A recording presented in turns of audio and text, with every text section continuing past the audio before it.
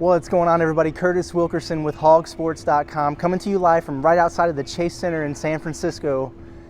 Arkansas 74, Gonzaga 68. 16 is sweet, but 8 is elite. The Razorbacks have done it again. Absolutely incredible, surreal moment that we just witnessed here. The Hogs take down number 1 again. They beat Auburn early in the season when they were ranked number 1. Gonzaga was ranked number 1 coming into this game. That makes Arkansas the first team to knock off the AP number 1 twice in the same year since Georgia Tech did it in 1992-93. That season, that's a long time ago. That's a really hard thing to do. But haven't you come to expect things like that from this Razorback team that just continues to find a way? Unbelievable. You know, Eric Musselman now has taken Arkansas to back-to-back Elite Eights. Back-to-back. Does he have your attention now, doubters? I tell you what, if I was a national media member that's been betting against the Hogs and winding up in Eric Musselman's post-game or pre-game film sessions where he splices in the clips for motivation, I would probably stop doubting the Razorbacks at this point because they continue to prove people wrong. Just an incredible performance by the Razorbacks. Again, it was so surreal. I mean, you're in the home of the Golden State Warriors. Steph Curry, Klay Thompson, all those guys, some legends. And you think about just the building and who was there in general. You had the number 1 team in Gonzaga. You had Coach K during his last season. Will this be the end of his run? But the Hogs stole the show tonight. And it goes to show you the grit and the resiliency that this team has to pull it off against the odds once again. Does defense win championships? Does it? You hear that, it's a cliche. I'm starting to think maybe that's the case with this Razorback team. Let me throw some stats at you here real quick. Gonzaga comes in with the number 1 scoring offense in the country, 87 points per game. Arkansas holds them to 68, nearly 20 below their average. The Zags had the number 2 effective field goal percentage in the country. Arkansas held them to 37.5% from the field. They were a top 25 three-point shooting team. Percentage-wise, Arkansas held them to 23.8% and limited them to 5 makes from 3 over the course of the game. They were a top 30 team when it comes to turnover percentage offensively. Arkansas forced the Zags into 15 turnovers and limited them, a team that shares the ball as well as anybody in the country, under 10 assists on the game.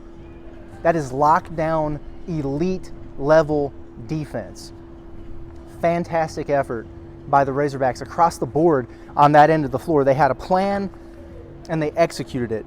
You know, Drew Timme had a big night. He had 25 points. Hey, listen, that guy's a National Player of the Year type of guy. He's really good. He's the real deal. I haven't seen a back-to-the-basket post like that. He's old school, very skilled down there. He had a big night. They made him work for it. They really did. 9 of 19 from the field. For a guy that takes all of his shots from around the basket, you know, he's probably had a lot more efficient nights than that. But beyond that, you know, you got Chet Holmgren in foul trouble. He still had a double-double. But it's good that Arkansas got him in foul trouble and kept him off the court because of the impact he makes as a shot blocker and a rim protector on defense, and just an offensive rebounder with his length. He's a tough assignment. But Arkansas fouled him out of the game. He was out for long stretches in the first half with foul trouble. So a job well done on him.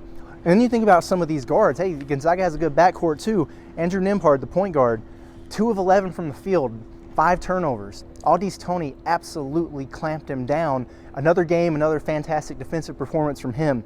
Rasir Bolton, one of the premier three-point shooters in the country, held to 3 of 10 from the field, just 2 threes on the night. So even individually on these assignments, Arkansas did a great job. We talked about transition defense being so important, and you could see it at times. Look, when Gonzaga gets out and goes, they get out and go. But Arkansas did a really good job of getting back, getting matched up, you know, not losing guys too often, and that paid dividends for them in the end. And Arkansas ran too, man. That thing was a track meet, especially early in the game. The teams were getting up and down like crazy. It was really fun. It was an entertaining game to watch. But Arkansas, I thought, did a fantastic job of setting the tone with physicality and toughness. They came out and threw some punches, and they made it known right away that they belonged on the big stage. Really a fantastic job And then, so much is made of Gonzaga's offense, but they were a top 10 defensive team, too. That's why you're number one in the country. You come into the NCAA tournament as a top overall seed. You usually get it done on both ends of the floor, right? But, they were a top 10 defense also. And I thought Arkansas had their best offensive night of the tournament at the best time against the best competition.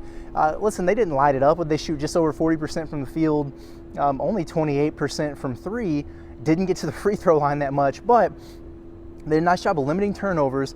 They limited those long scoring droughts that have plagued them at some times this season. When they needed a bucket, they usually found it, and when they needed a big one, they definitely got it. You think about guys like J.D. Note and Jalen Williams, you can count on some points usually there.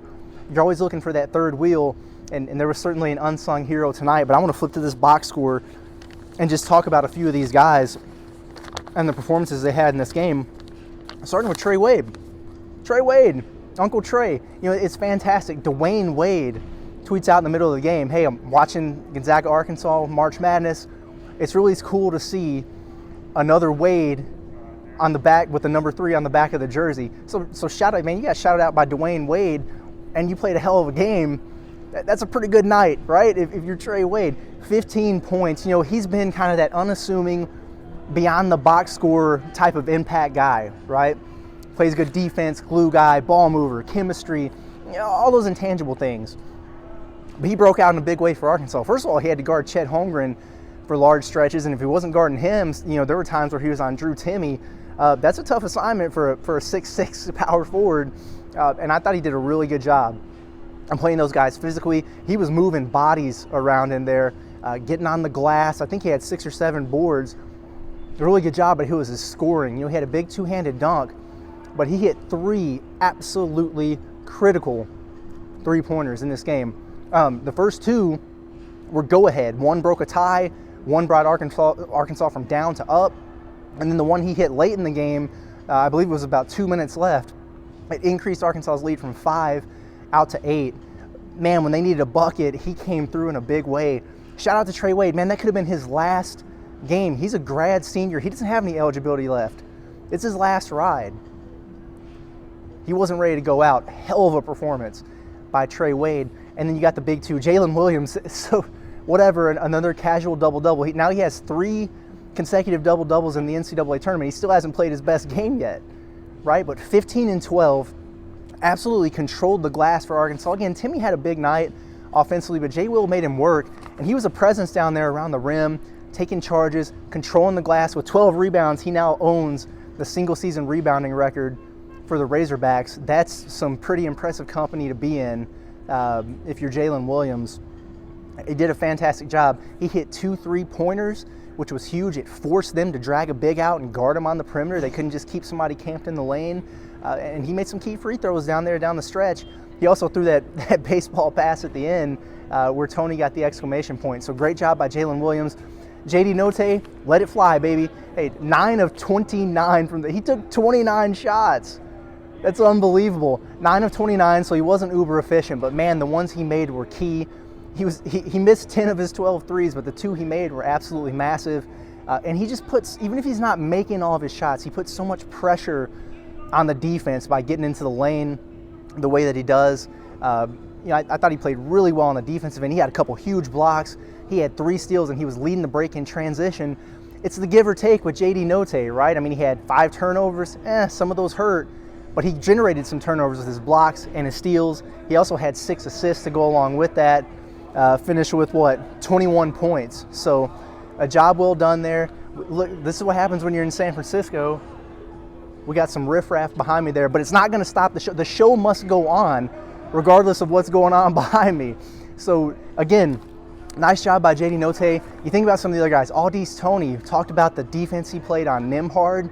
It was fantastic. Really limited him. That was the key to the game. Wasn't a huge night offensively, but he had some massive offensive rebounds, putbacks, and he had the big dunk at the end of the game.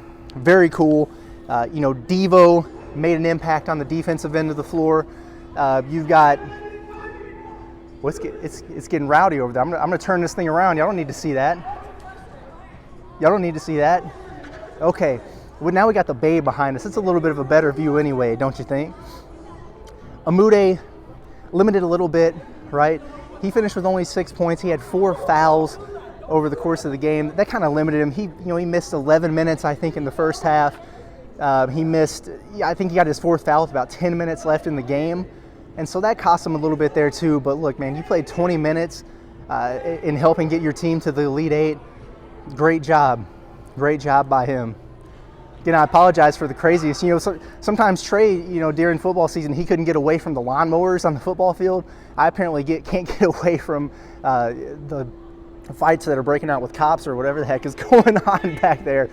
I don't know what's going on in this other game. Did Duke lose or did Texas Tech lose? Is somebody ticked off about it? Maybe. So, all right.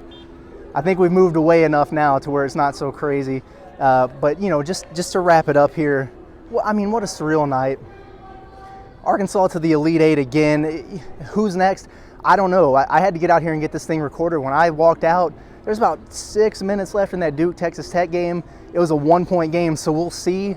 At the end of the day, though, it doesn't really matter. Duke, Texas Tech, you name it, respect everyone, fear no one. That's the mantra. With Eric Musselman and this basketball team, hey, listen, we'll be back. We'll preview that thing tomorrow and get you all primed up about it here from San Francisco. But for tonight, you need to enjoy it, soak it all in. Fantastic time to be a Razorback fan. You've earned it.